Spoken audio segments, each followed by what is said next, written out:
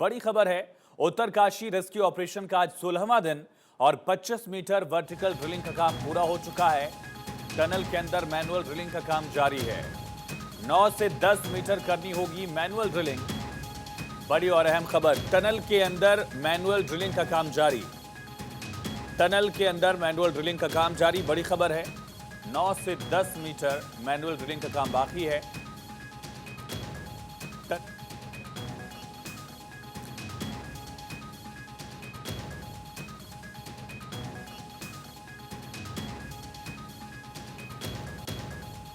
तो 10 मीटर लगभग manual drilling होगी और उसके लिए सेना वहां पहुंच गई है, मोर्चा संभाल लिया है। साथ ही वर्टिकल ड्रिलिंग भी जारी है। लगभग 20 मीटर से ज्यादा वर्टिकल ड्रिलिंग हो चुकी है, लेकिन अभी भी 60 मीटर और वर्टिकल ड्रिलिंग होगी, तब मजदूरों तक ये काम पहुंच पाएगा, कनेक्शन बिल्डअप हो पाएगा और उसके बाद उनको रेस्क्यू किया जा पाएगा। दूसरी तरफ जो अगर मशीन के पुर्जे फंसे हुए थे टनल में हॉरिजॉन्टल ड्रिलिंग के दौरान, उन सबको बाहर निकाल लिया गया है। इसमें कामयाबी मिल गई है और 24 नवंबर को दरअसल मजदूरों की लोकेशन से महज 10 मीटर पहले ही ये ऑगर मशीन की ब्लेड्स टूट गई थी, जिनको अब निकाला गया है। लेजर कटर और प्लाज्मा कटर से काट कर इनको बाहर निकाला गया। 86 मीटर वर्टिकल ड्रिलिंग होनी है और लगभग 25 मीटर वर्टिकल ड्रिलिंग पूरी हो चुकी है। फिलहाल एहतियात बरतते हुए वर्टिकल ड्रिलिंग का काम आगे जारी है। 25 मीटर वर्टिकल ड्रिलिंग का काम पूरा हो गया है। दीपावली के दिन से ही ये मजदूर फंसे हुए हैं और हॉरिजॉन्टल ड्रिलिंग फिलहाल अभी तक कामयाब नहीं दिखी है। 10 मीटर अभी मैनुअल ड्रिलिंग की जाएगी और उसके बाद देखना ही होगा कि वर्टिकल ड्रिलिंग या हॉरिजॉन्टल ड्रिलिंग किस तरह से प्लान कामयाब होता है। और बड़ी खबर, उत्तरकाशी में वर्टिकल ड्रिलिंग का काम जारी है। ड्रिलिंग मशीन का 13.9 मीटर ब्लेड निकाला गया हॉरिजॉन्टल ड्रिलिंग के दौरान। अमेरिकी ऑगर मशीन से की जा रही थी ड्रिलिंग। 10 मीटर पहले टूट गई थी ऑगर मशीन की ब्लेड। बड़ी और अहम खबर, एक तरफ वर्टिकल ड्रिलिंग लगातार जारी है, दूसरी तरफ हॉरिजॉन्टल ड्रिलिंग के दौरान जो ऑगर मशीन टूट गई थी, ब्लेड्स जो उसके अलग हो गए थे, उनको निकालने का काम पूरा कर लिया गया है और अब उसमें मैनुअल ड्रिलिंग की जाएगी। फिर आगे खुदाई होगी। दरअसल पाइप में एक ही व्यक्ति जा सकता है और खुदाई कर सकता है, इसीलिए मैनुअल ड्रिलिंग में काफी वक्त लगेगा। ऑक्सीजन भी एक बड़ा चैलेंज उस जगह होने वाला है। कई प्लान्स के तहत लगातार काम जारी है। पहला प्लान जो है हॉरिजॉन्टल ड्रिलिंग के जरिए ही लगातार आगे बढ़ाया गया, लेकिन ऑगर मशीन के टूट जाने की वजह से प्लान नाकाम हुआ। अब दूसरा ऑप्शन ये है कि जो वर्टिकल ड्रिलिंग है उसे तेजी से आगे बढ़ाया जाए। कल मशीनों को पहुंचाया गया और फिलहाल 25 मीटर वर्टिकल ड्रिलिंग पूरी हो चुकी है। और इसी बीच एक बड़ी चुनौती मौसम भी है। मौसम का मिजाज बदल गया है। मौसम विभाग ने बारिश का अलर्ट जारी किया। बारिश हुई तो रेस्क्यू ऑपरेशन में परेशानी आ सकती है। येलो अलर्ट जारी किया गया था। दरअसल बारिश वर्टिकल ड्रिलिंग में एक बहुत बड़ा चैलेंज होगी और खास करके जो रेस्क्यू के लिए पाइपलाइन डाली जा रही थी, लाइफलाइन के लिए पाइपलाइन डाली गई थी, उसकी राह में भी बारिश एक चुनौती है। सीधा रुख करेंगे ग्राउंड जीरो का, हमारे साथ अक्षय राय लाइव कनेक्ट हैं। अक्षय, क्या तस्वीर वहां दिख रही है? वर्टिकल ड्रिलिंग कहां तक पहुंची? देखिए, वर्टिकल ड्रिलिंग आयुष बात करें तो लगभग 25 से 26 मीटर तक खुदाई हो चुकी है। हॉरिजॉन्टल जो ड्रिलिंग चल रही थी, उसके जो मशीन फंसी थी, जो ब्लेड्स फंसे थे उसको वापस निकाल लिया गया है। अभी जो पीएमओ के पूर्व सलाहकार भास्कर खुलबे और डिप्टी सेक्रेटरी मनीष घड़ियाल अभी रेस्क्यू टनल के अंदर पहुंचे हैं। वो अधिकारियों से मुआयना कर रहे हैं, चर्चा कर रहे हैं कि किस तरह से अब मैनुअल ड्रिलिंग को आगे बढ़ाया जाएगा। तो पीएमओ से लेकर के सीएमओ तक सभी अधिकारी लगे हुए हैं, एजेंसियां लगी हुई हैं, सेना को बुलाया गया है और ऑपरेशन को तेज करने की कवायद अब की जा रही है। हालांकि मैनुअल ड्रिलिंग में समय ज़रूर लगेगा, क्योंकि सिर्फ जो 32 इंच का पाइप है उसके अंदर एक आदमी जा सकता है और पाइप और सरिया जो हैं उसको काटने का प्रयास होगा, फिर धीरे धीरे उसमें मूवमेंट होगा, फिर पाइप डाले जाएंगे, तो समय उसमें लगेगा। वर्टिकल ड्रिलिंग जो चल रही है उसमें लगातार प्रगति है, लेकिन मौसम चुनौती बनता जा रहा है। मौसम चुनौती बनता जा रहा है और साफ तौर पर है कि उत्तरकाशी और जो सिलक्यारा टनल के आसपास है काले बादल छाए हुए हैं। ये अनुमान लगाया जा रहा है कि जल्द ही बारिश भी हो सकती है। अगर बारिश होगी तो निश्चित रूप से वर्टिकल ड्रिलिंग के लिए बहुत परेशानियां होंगी। और ख़ास बात यह है कि जो लाइफ लाइन डाली जा रही थी रेल विकास निगम लिमिटेड RVNL जो पाइप डाल रहा था 8 इंच का, वो 75 मीटर तक खुदाई होने के बाद वहाँ पर पानी निकल आया है, तो उसको फिलहाल रोक दिया गया है। तो चुनौतियाँ पहाड़ सी हैं, पहाड़ में वैसे भी चुनौती बहुत ज़्यादा होती है और रेस्क्यू ऑपरेशन में बार बार दिक्कतों का सामना करना पड़ रहा है एजेंसियों को। ये नहीं पता चल पा रहा है कि कितना दिन और समय लगेगा, लेकिन अगर माना जा रहा है कि सब कुछ सही रहा तो फिर भी 3 दिन के आसपास रेस्क्यू ऑपरेशन में लग सकते हैं। हॉरिजॉन्टल ड्रिलिंग जो मैनुअल ड्रिलिंग होनी है उस पर फोकस किया जा रहा है। केंद्रीय मंत्री VK सिंह अभी ये बताया जा रहा है कि कुछ देर में रेस्क्यू टनल जो सिलक्यारा टनल है वहाँ पहुँचेंगे, अधिकारियों के साथ चर्चा करेंगे। पिछले 4 दिन से जनरल VK सिंह यहीं पर मौजूद हैं, लगातार कैंप किए हुए हैं। कोशिश यही है कि जल्द से जल्द मजदूरों तक पहुंचा जा सके, लेकिन अब मजदूर के परिजन हैं वो भी अब उनका धैर्य जवाब देने लगा है, क्योंकि पिछले अगर 15 दिन में देखा जाए तो हालात बार बार बदलते रहे हैं। लगता है कभी खुशी कभी भी आ सकती है, कभी लगता है गम में डूब गया हो, क्योंकि जो ऑपरेशन है वो बार बार रुक रहा है। इसके कारण दिक्कतों का सामना करना पड़ रहा है और ये माना जा रहा है कि अभी भी फोकस सबसे ज़्यादा जो है वो हॉरिजॉन्टल ड्रिलिंग पर ही है, जो मैनुअल ड्रिलिंग की जानी क्या है। दोनों प्लेन्स पर पैरेलल काम किया जा रहा है? अक्षय, पहला सवाल तो ये बताया जा रहा है कि जो मैनुअल ड्रिलिंग का काम है वो कितना चुनौतीपूर्ण है। सेना के जवान वहाँ मोर्चा संभाल रहे हैं और हॉरिजॉन्टल ड्रिलिंग के अलावा वर्टिकल ड्रिलिंग पर भी काम जारी है। दोनों काम क्या पैरेलल चल रहे हैं? दूसरा, क्या PM के प्रमुख सचिव वहां पहुंचने वाले हैं? इसको लेकर क्या जानकारी है? देखिए, डिप्टी सेक्रेटरी पहुंच चुके हैं, तो ये माना जा रहा है कि PMO के जो मुख्य अधिकारी हैं वो यहाँ पर पहुंच सकते हैं, लेकिन अभी समय नहीं बताया जा रहा है। लेकिन भास्कर खुरबे और जैसा हमने जिक्र किया कि डिप्टी सेक्रेटरी मनीष गढ़ियाल यहाँ पर पहुंच चुके हैं, टनल के अंदर है, अधिकारियों से चर्चा कर रहे हैं। इसी बीच एक बड़ी खबर का रुख कर रहे हैं, आप बने रहिए हमारे साथ। बड़ी जानकारी, ये उत्तरकाशी रेस्क्यू ऑपरेशन से जुड़ी इस वक्त की बड़ी खबर। PMO के मुख्य सचिव जाएंगे उत्तरकाशी, जैसा कि अक्षय भी बता रहे थे। PMO के डिप्टी सचिव उत्तरकाशी पहुंच गए हैं और PM के पूर्व सलाहकार जो थे भास्कर खुलबे लगातार वहां पर ग्राउंड पर मौजूद हैं। इसी बीच एक और बड़ी खबर है, 41 मजदूरों के रेस्क्यू की कोशिशें लगातार जारी हैं। एजेंसीज की तरफ से रेस्क्यू के लिए 6 प्लान तैयार किए गए हैं। ग्राउंड जीरो पर सेना, NDRF समेत कई एजेंसियां मौके पर मौजूद हैं। लगातार दोनों प्लान्स पर काम किया जा रहा है, चाहे वर्टिकल ड्रिलिंग हो या फिर हॉरिजॉन्टल। अब मैनुअल ड्रिलिंग का जो काम पूरा बाकी है, इसको लेकर भी फिलहाल आगे लगातार एग्जीक्यूशन जारी है और खुद बड़े अधिकारी, बड़े जो अधिकारी हैं उनके अलावा VK Singh, general VK Singh केंद्रीय मंत्री 4 दिन से यहीं पर मौजूद हैं। लगातार बड़ी अपडेट। इसी बीच जो मजदूर मैनुअल ड्रिलिंग करने वाले हैं उनका क्या कहना है, सुनिए।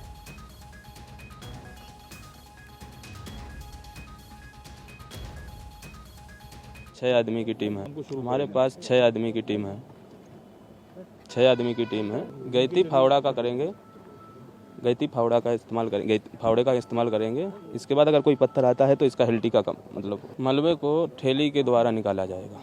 बेरिंग वाली ठेली होती है जो, उस पर तसला रख के आएगा। अभी जब तक वहाँ ये क्लियर होगा इसके बाद ही जा पाएंगे। चलिए, लगातार अक्षय हमारे साथ बने। अक्षय, यानी कि जो हॉरिजॉन्टल ड्रिलिंग थी, मैनुअल ड्रिलिंग, उसमें काफी चुनौती रहने वाली है। भले 6 लोगों की टीम है, लेकिन एक टाइम पर एक ही शख्स जा पाएगा। और क्या ऑक्सीजन भी वहां पर एक चैलेंज है? बिल्कुल चैलेंज है और सबसे बड़ी बात यह है कि ऑक्सीजन सिलेंडर के साथ उनको जाना पड़ेगा, क्योंकि लगभग 48 मीटर पर वो ड्रिलिंग रुकी थी। तो 48 मीटर अंदर जाना, 32 इंच के पाइप में एक आदमी अंदर जाएगा और वहाँ से सिग्नल देता है। ये कहा जा रहा है कि लगभग 2 घंटे वो सिर्फ काम कर सकता है और 2 घंटे के अंदर उसको बाहर निकलना होगा। तो 2 घंटे में वो कितना काम कर पाता है? सिर्फ 32 इंच के पाइप से उसको देसी फावड़े से उसको खोदना है। कोशिश ये है कि वहाँ से मिट्टी को भी वापस लाना है। तो चुनौतियां बहुत हैं, चुनौतियों का अंबार है। मौसम भी ऐसा लगता है कि विलेन साबित होने जा रहा है। अगर यहाँ पर बारिश हुई या बर्फबारी की भी संभावना जताई जा रही है, अगर ऐसा हुआ तो रेस्क्यू ऑपरेशन में और दिक्कतें आएंगी। और साफ तौर पर है कि चुनौतियों का अंबार है। चुनौतियों का अंबार से निपटने के लिए तमाम एजेंसियां लगी हुई हैं। PMO खुद निगरानी कर रहा है और लगातार अधिकारी जो हैं जो घटनास्थल पर पहुंच रहे हैं। PMO के मुख्य सचिव भी जल्दी ही प्रमुख सचिव पहुंच सकते हैं, ऐसी खबरें आ रही हैं। डिप्टी सेक्रेटरी पहुंच चुके हैं, जनरल वीके सिंह कुछ देर में सिलक्यारा टनल पहुंच रहे हैं।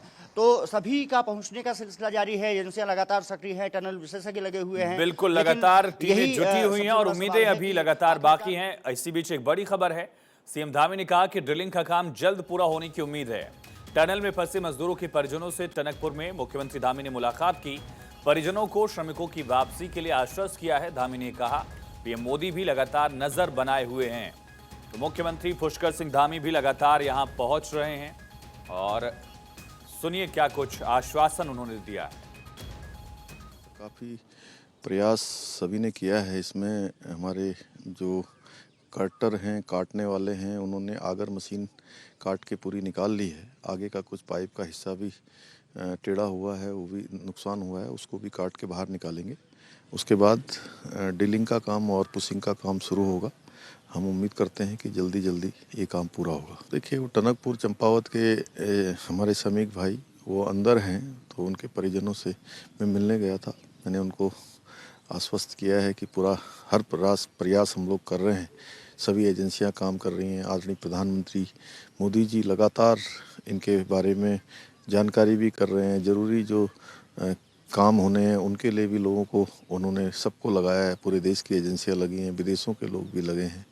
जल्दी से जल्दी ये काम होगा, यही आश्वस्त किया है सबको। सभी का एनडीआरएफ, एसडीआरएफ, सेना के लोग, वायुसेना के लोग, थल सेना के लोग, सारे लोगों की, सभी की जो है इसमें सभी का सहयोग है। सभी अपना योगदान कर रहे हैं।